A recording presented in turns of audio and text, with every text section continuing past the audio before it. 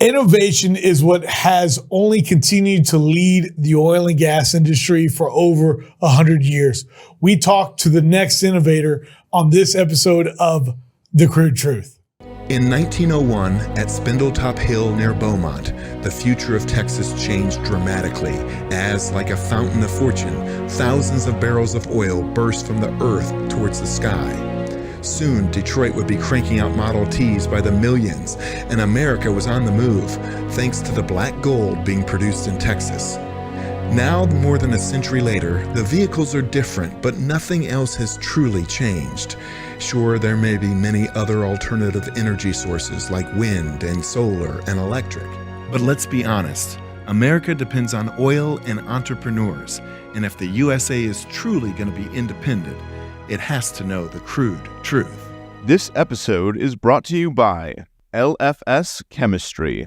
We are committed to being good stewards of the environment. We are providing the tools so you can be too. NAPE Expo, where deals happen. Air Compressor Solutions. When everything is on the line, Air Compressor Solutions is the dependable choice to keep commercial business powered up. Sandstone Group. Exec Crew.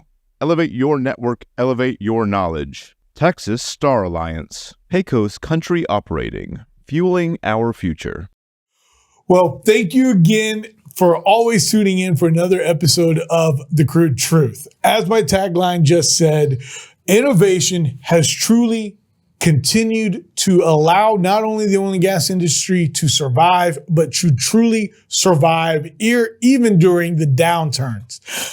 We all know that we take oil and gas very seriously, but we also take technology so seriously because we know that with technology, we can only get better, more efficient, save money, and also, more importantly, save time and save lives. Today, I have a wonderful guest, somebody that has become a good friend of mine. He is an innovator. He is somebody that is actually taking Texas by storm with their new product.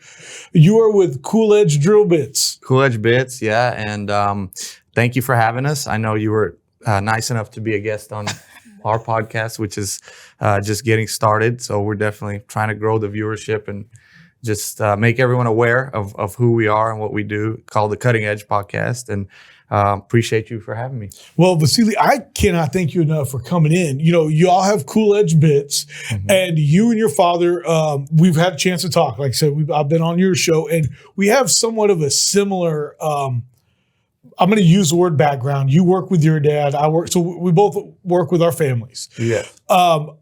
And they're both very smart. For those out there that don't know who you are, because you are really starting to take over Texas as far as I'm concerned.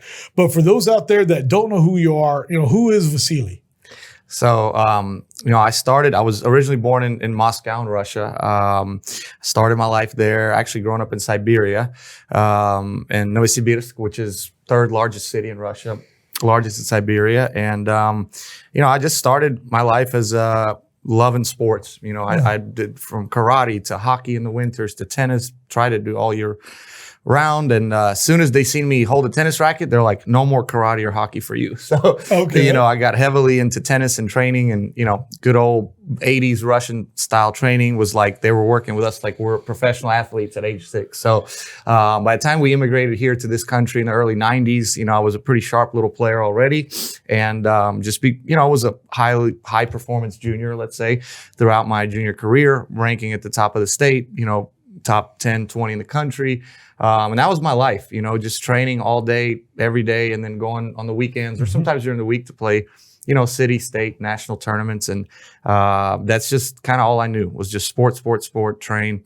And then, went on to play some professional tennis from that.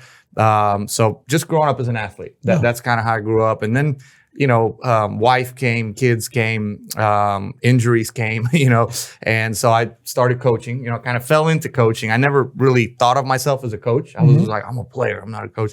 But the first experience I had was like, pretty rewarding. I got to work with a family friend son who was having some struggles and got to kind of help him climb out of it. And I was like, man, I realized I like I love helping other people more than I like helping myself. So I really fell in love with coaching and was doing that for a long time. And then probably in the last 3 or 4 years, I kind of was pushed by a lot of my mostly friends and students and colleagues more than family.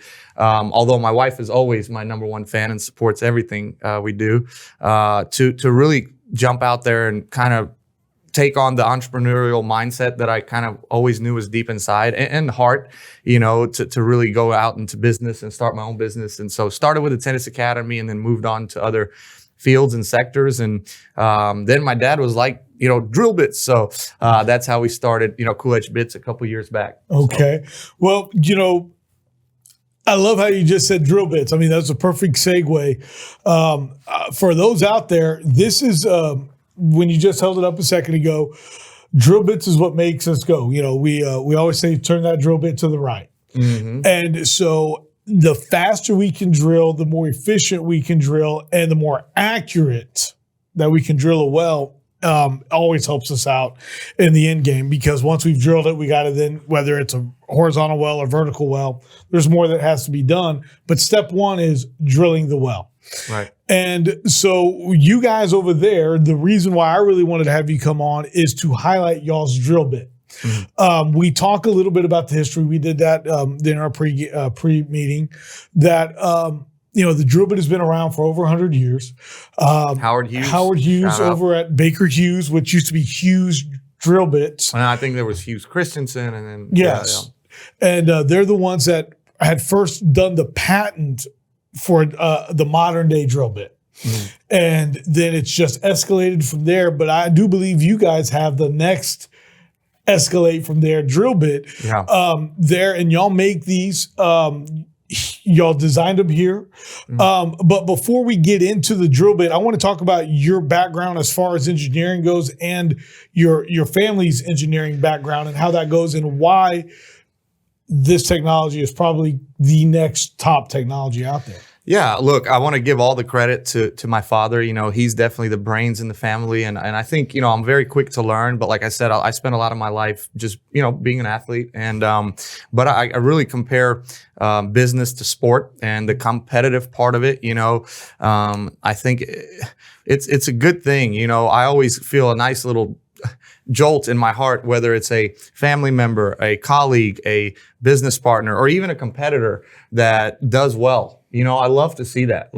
And if you're to have the proper mindset, that should push you, right? As a business person or competitor, if someone does well and you kind of get the kind of little hate and jealousy and envy kind of feeling, you got to adjust your attitude, because we all want something better for this industry, for this business, for your life, for your family. So to see someone else do well, that should only encourage you to do better, right? Mm-hmm. And push you oh man, this is the new top, let me get better than that. So to go back to my dad, he grew up, his whole life, was spent on, he has the highest of the highest degrees, doctorate degrees in many fields: physics, mathematics, mechanical engineering, and many others. And so, he's kind of the reason we came to this country was he was invited on a Fulbright grant to do research, study, development, and teach a class. And he started at University of Maryland, and then we quickly moved to Houston, U of H, University of Houston. And, he saw, sadly, you can't raise your proper family in this country on a teacher salary. So, he started his own business, started to do a lot of work with the Navy and developing combustion engines and injectors and burners, and also helping with fuel efficiency there with our Navy. And then, he transitioned into the big, billionaire-owned rocket aerospace engineering companies. And then NASA, and now, we have him to us. But he kind of, also was not necessarily in the drilling space, but had some friends that were, that were drilling wells across the world. And he, like is a very good friend to his people. And so they just kept complaining to him about their drill bits having issues and slowing down their drilling operations for whatever reason, mm-hmm. right? There's many reasons why drill bits can fail. And so they kind of kept coming to him, and they kind of were smart. They would just bring used drill bits from the, we know the top companies, I don't want to name them, that run the service space. and it just tore up drill bits that was just a chunk of steel. You can't use it anymore. And they just kept leaving him in his garage, you know. And finally, I think they left enough to where like he couldn't get to his car. So he was like, oh, let me take a look, you know. So finally, you know, and he looked, and he immediately, with his background in working on heat rejection, cooling, you know, and rocket engine design, first stage, second stage, he quickly saw a flaw in how the bits are set up. So, you know, once he looked at everyone else's drill bits, he kind of saw, first of all, these nozzles, and we have just a few of them that are kind of straight up and down. There weren't enough of them, he felt. Why is there only 5, 6, 7 nozzles? We need to have more. So our bits have 15 to 20. But more importantly, he felt, or he said to himself, why are they pointing down to the bottom of the well or the floor? The cutting and all the cutting and shearing is happening here at the cutters, at the cutting edge, right? So that's kind of what all of our IP focuses on, is you see these kind of directional guys here. So our nozzles, most if not all of our nozzles, point here to the cutters, to the cutting edge, right? To the bottom of the cutters. So by doing that, what we've been able to do is basically cut the temperature in half. Right. So whatever temperatures, you know, your big boys are drilling at, we've sliced that in half. So what we have is more bit runs. We have an increase in performance. We have, you know, longevity is better. When you pull it out the hole, my dad likes to say it looks like a virgin, you know. And just overall, you know, any box that you want to check for a PDC bit, matrix or steel body, we feel we can check it just a bit better.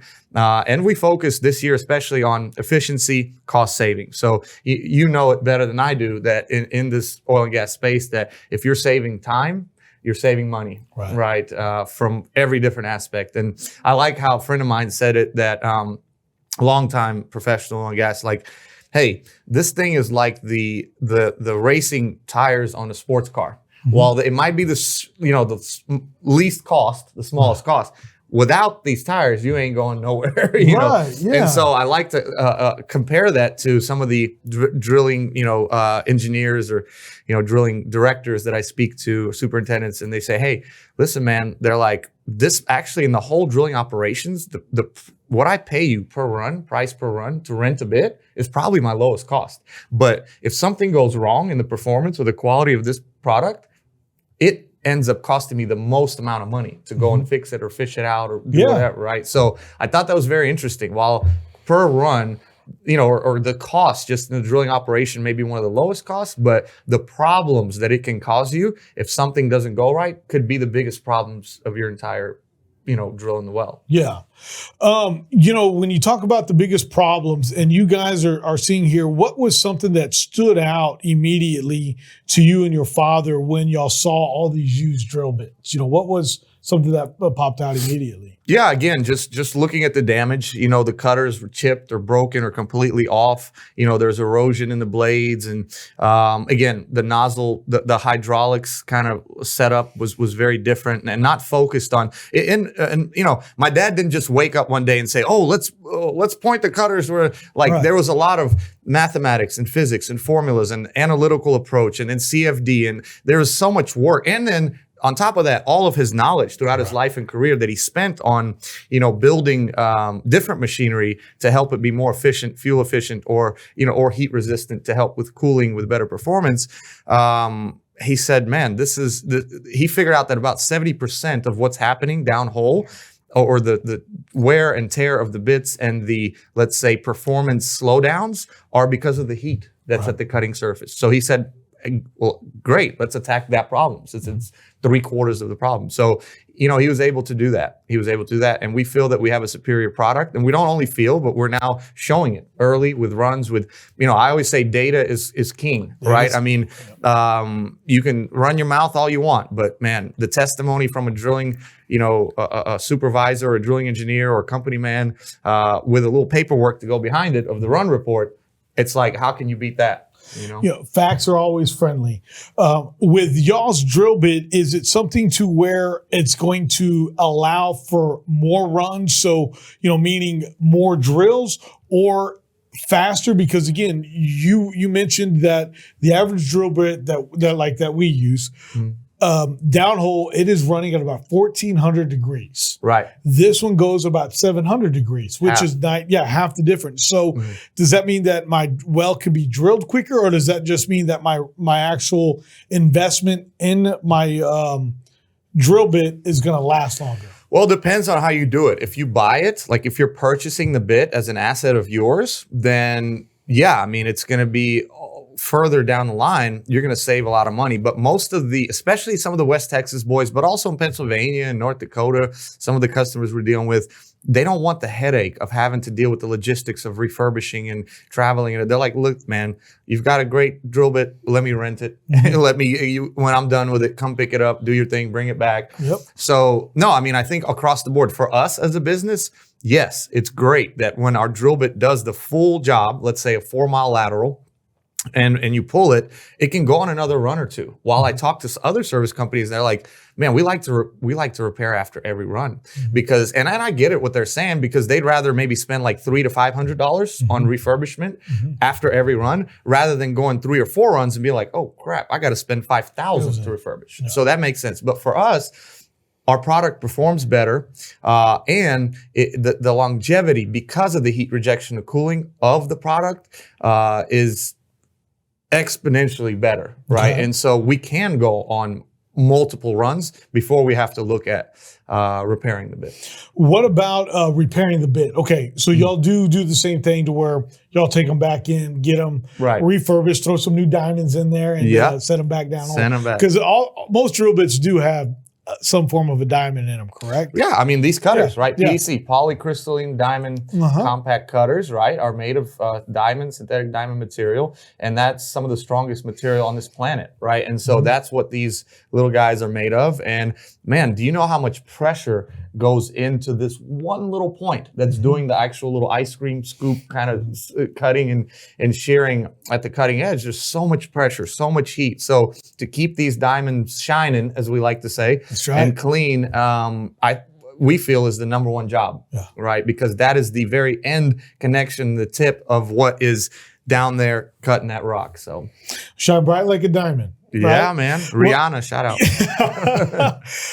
Now, you guys also right now are doing a lot of what you're calling trial runs, but really you're offering to operators and really to drilling companies out there, hey, come use my drill bit, give it a shot. Is that correct? We don't like to say test or trial. My dad forbids that wording. Okay. Our customers Did I call say it. That? Did I no, you're good. I'm saying you potentially could be a customer with your company. Right. The customers call it that because for them it's a trial. They're used to the NOVs and the Alteras and the Bakers of the world. And so we've talked about this, the oil and gas space, energy in general is a very kind of resistant to change, very used to this is what I've done and this is what I do in 20, 30 years and Like we're like, hey, that's cool, but we're here and we're bringing a change and we want to help you, right? But for us to massage the situation, if you want to call it a trial run or whatever, call it whatever you want. My foot's in the door. Now I'm going to show you that I have a superior product, and that's all I want. At that point, if you don't decide to use Cool Edge bits for your drilling operations, you're just being stubborn, So yeah. So how can people get a hold of you guys? Man, we're everywhere. LinkedIn, cooledgebits.com. You can, hit me on the hip in my cell phone. The numbers are out there. The emails are out there. We have a great team. I truly feel like for investors to continue to look at us and work with us, and even for customers, you have to be built. Team to me is most important because I think if you have a really good team of people that work with you, any problem can be solved, right? No matter what you face. If you have the proper individuals working alongside you to help you solve that problem, anything can be done. And, second is market. I think it's pretty important for the market to be going up. And while we've taken a little hit, we've all, the middle class section of the world has taken a little gut punch in the last couple of months with these tariffs and everything. Although things are coming back, they are coming back. I think they're going to come back in a major way. But the market, in our estimations and market research and analysis, in the next 5 years, it's going up, right? In this space. And then, product. I think like if you're an investor and you're looking to put your money into something, the product has to be better than what's out there. If I'm an investor, why would I invest in your drill bit? It better be better than what's out, or I'll just go and invest in NOV or whoever that's already proven, big company, right? So that's truly how you need to come in is, hey, we've got a great team, the market's going up, and by the way, our product's the best out there. So. I like how you just said investor, because anytime we do we drill a well, we've always said, hey, we're literally putting our money in the dirt. And obviously we use, who we use. And, whether we say we're renting or buying their drill bit, we're still investing in them every time. And that is so important to remember. And so I really do like that. Vasili, what you guys have been able to do is just very remarkable. And I wanted to highlight it because, again, I'm not a doctor, as everybody knows. I'm still working on my MBA and just in energy. But with the criteria that you guys have from heat, from fuel efficiency, rejection of heat. Rejection of heat. Excuse me. That's huge. And to bring all this to this, I want to compare it to this, that energy security is national security. So to be part of the Navy and working on our, and I'm just going to, you didn't say ships, but working on fuel efficiency, working on heat resistivity, that's all stuff that we do for our national security. I feel like you're putting national security into these drill bits now to make sure that we have the energy security to continue to be strong here in America. And I think that's awesome. Yeah, no, I'm all about, I love this country. We moved to this country in the early 90s for a reason. I think that was our heyday. The 90s were, I think, the best era. And sadly, I think, since since 9/11 or somewhere around there, we've taken a little slide in the last 20 years. We're still the superpower. And I think we're going to continue to prove that. But yeah, I mean, we came here, for a capitalist kind of, society, free market, and I'm just truly blessed and, highly favored to be able to step into, the business, kind of owning different businesses and that whole life, because for a long time, I was like in the W-2 prison because I knew that, if I work at this big tennis place or tennis center and I work 60 hours a week and I make this amount per month and per year, then we can live, my wife and my 5 children can live this comfortable lifestyle that and just, that was it. Yeah. Boom, boom, boom, hour by hour, I know what I'm making. But it kind of, I had to take a chance and take a risk, and I think you always do to see some reward. And it happened right at the time we made our biggest purchase of our life and bought our nice, big, beautiful home. And I left the big corporate company I was at teaching and started my own business. Yeah. And a lot of my students were like, we'll support you. And a lot of them did. And my dad was so mad. He was like, you idiot, you have W-2, you have 401k. What are you doing? I'm like, man, that's all good. I said, but I believe in myself before I believe in anyone else.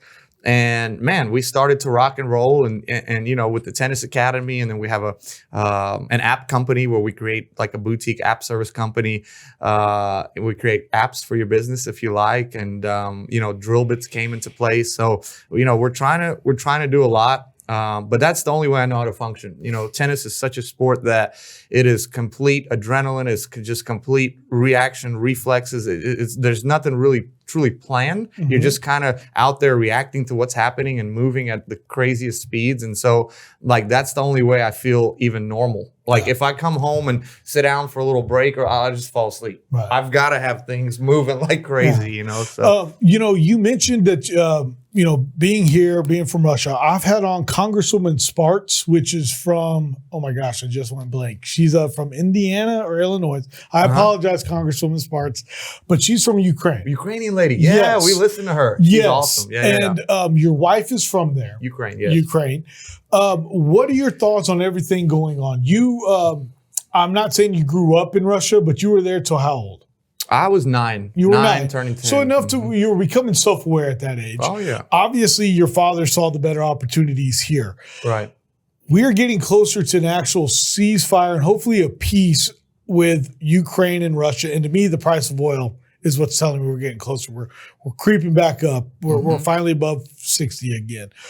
What are your thoughts on everything going on out there? You know, as what I've always heard is Russia, the citizens have never cared about Americans, that we do a better job of promoting anti-Russia than they do, anti-America. But also the fact that Putin has once again taken over another country, and this time it's something literally close to your home, meaning your wife is from there. What are your thoughts on this? And do you think that this deal, we'll do this first. What are your thoughts on the whole Russia-Ukraine thing and this ceasefire? Look, man, my dream, and I don't know why this is like this, but I think it started kind of Cold War, post-World War II, is forget. And again, the Russia-Ukraine conflict is insane. It's crazy. We've had my wife and myself, family members shot, injured on both sides, paralyzed. It's insane. It's crazy. But I think it's like Trump likes to call it the fake news. It's the media, and it's all the like hearsay and that has drawn these two countries apart since World War II ended. You know, like Russian people, Ukrainian people, look just like American people, right? It's like, I think we're going completely, or we were in the last, let's say 4 years, in completely the wrong direction. I think if Russia and the United States became true partners and true allies, there's no stopping that. Like, who's gonna, you talk about, you know, who, the number 3 or 2 or whoever down there below Russia, like and I don't understand why, like, now, I think it's wrong for you know, the leader of Russia to have gone in. Honestly, I respect him, and I think he's a very smart fellow, so I was really surprised as to what happened there and how it happened. I thought that he could have maybe gotten what he wanted or gotten things done in more of a political manner rather than going to attack. But he's got some history of that, right? But truly, I think, I don't know, man. I'm just all about peace. I'm all about getting along, you know, and bringing everyone together. You know, Ukraine is like Russia is like the big brother. Ukraine is like the little sister, you know? Okay. And so it's been, like, I think the reason that happened, how it happened is it was like, he's just being surrounded from all sides, right? I mean, in the early 90s, there was a pact made that the United States or NATO or whoever, NATO wouldn't go an inch past Eastern Germany or whatever. Right. And now there's 17, 18 countries that have become NATO that are east of Germany, right? So it would be the same thing as if someone, you know, if Russia went and set up shop in Cuba or Mexico. I mean, remember when that happened? Yeah, how we freaked out, right? Yeah, or Mexico.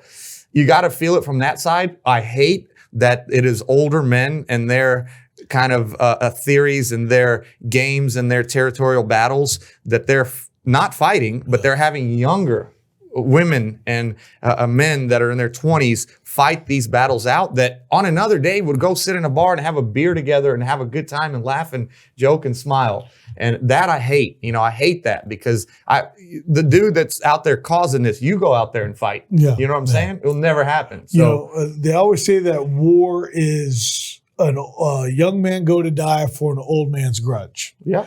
Exactly. And that's funny you mentioned how obviously all these countries now are part of it. I did hear something, and I'm not an expert, that when Ukraine gave away their nuclear ability in the 90s, we had a treaty that was no matter what, we're always going to be there for Ukraine. So that being said, if that's true, and I haven't done my due diligence out there. I haven't done my due diligence. On the head right there. So if that's the case, then when they did invade, we had the obligation, since it was a treaty, to help out. Right. I don't know if we needed to be sending all that money, but I also do know that, hey, Ukraine defected from Russia for a reason. And I do find it interesting that all of a sudden when President Trump signs that minerals deal with Ukraine, Russia's ready to go to ceasefire. Right. I find that interesting. I don't know exactly how quickly that's going to happen. We all hope and pray every day that happens as quickly as possible. But yeah, I don't know. You know, Ukraine didn't necessarily defect from Russia. I mean, it was just the USSR, right? The Soviet Union for a long time. And then it broke apart in the early 90s. That's when we left. Right. And then, you know, all these countries kind of became their own countries, republics. And Ukraine was one. See, all this stuff is kind of new and crazy to me because when I lived there, Ukraine was like Texas. It was the biggest state in the Union of the Soviet Union. You know what I'm saying? That's all I know. All this extra stuff now is like, but there's people in Eastern Ukraine that completely only speak Russian and that want to be a part of Russia. There's people that are west of that, central west of that, that want to be a part of the EU. And I'm all about, again, the reason we moved to this country is because we love the freedom of speech. We love the freedom. We love the opportunity to be able to, hey, you have a great idea, you have a great invention, go start your business and go kill it and do, like, you didn't have that back then. Now it's changed, but like, why don't we just allow the people of Ukraine and the people of Russia to, you know, just kind of like choose what they want to do and choose the direction they want to go in, and to be able to, or to try to force someone in a certain direction, I think is, you know, I don't think it's right. So, no. Well, I appreciate you going down that little rabbit hole. I hate talking politics, I know, by the way. But, you know, I don't have a lot of people that I do know have firsthand experience. Right. You know, Congresswoman Sparks did, and I had loved having her on. That's so cool that you had her on. To talk about this with you, and you mentioned coming here for a better life, and this is the greatest place in the world. And I loved how you said, you saw how we freaked out over Cuba. And I love it. You're like, we as Americans. And I joke all the time because I always say, hey, man, you know, my forefathers, George Washington and all that. And obviously I'm Hispanic and we know where all my people, you know, where I truly came from. But it's like, once you're an American, once you're a Texan, it is, you're ride or die. And I identify as a Texan. Amen to that. Well, Vasili, look, I cannot again thank you enough for your time today, for the information. For operators out there, for those drilling rig companies that want to get to talk to you about this drill bit, how do they find you one more time? So yeah, just go to our website, CoolEdgeBits.com. You can find us on LinkedIn, Cool Edge Bits, you know, LinkedIn page. You can email me at Vasili@CoolEdgeBits.com. And really our website has a lot of information that is very useful. You can reach out, you can inquire about, you know, what bits we make for what different applications. You know, we're definitely dipping into AI as well. We definitely want to make AI a part of our business. So we're using AI to help us with procurement processes and to help us with 3D imaging and scanning and refurbishing and also design. So we're trying to kind of stay on the leading edge of technology and continue to improve. We don't want to just stop and say, hey, this is this great design, this great bit, and this is what we have, let's roll. Like, we're continuing to evolve. And in the future, you know, we have other products that we're working on. We have services that we offer. One of them is called 3D digital dinner and drinks, where you can, as a, let's say, seller to a buyer or as a service company to an operator, contact us and we'll set up an entire dinner with drinks to your potential operators or people that you're pitching to, and we'll make sure we get a dinner or lunch delivered to their home or office, and we'll get a bunch of people together to go and listen to you. And you can, you know, blabber for 20 minutes and there'll be a Q&A session, and who wouldn't turn that down? A free dinner to listen to a potential problem solver that's coming at them, you know? I love it. I love it. Okay. Well, again, Vasili, thank you so much for coming on. And thank you for sharing this information with us and this technology, because again, this is going to be a game changer. Oh, yeah. So just thank you so much. And to all our listeners and viewers out there, if you got any questions, you know, please reach out to me. We can pass them on, or I can get you in contact with them as well. And we'll see you again on another episode of The Crude Truth. Again, The Crude Truth would like to thank today's sponsors: LFS Chemistry, NAPE Expo, Air Compressor Solutions, Sandstone Group, Exec Crew, Texas Star Alliance, Pecos Country Operating, and Real News Communication Network. The easiest way to start your own podcast and TV show? Real News Communications Network. Stand out from your competition. Produce streams of high-quality social media content. Become a thought leader in your industry. With RNCN, you get to be the host. We handle everything else. Tour one of our 3 locations in Dallas, Fort Worth, and the Colony. Call 972-402-6333 or visit launchashow.com to find out more.